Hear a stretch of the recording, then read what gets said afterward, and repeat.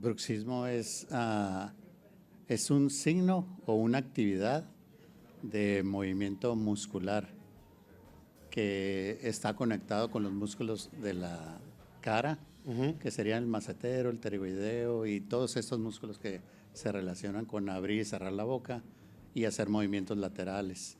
¿Serían movimientos involuntarios, doctor? Involuntarios del sistema nervioso central, y estos movimientos por lo general funcionan como apretamiento o rechinamiento de los dientes. Pero lo interesante de esto es que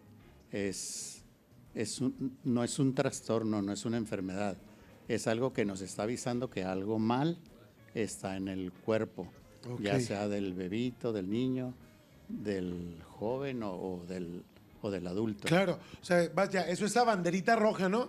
Que nos está avisando, oigan, sí. hay que poner atención, algo está sucediendo en nuestro cuerpo.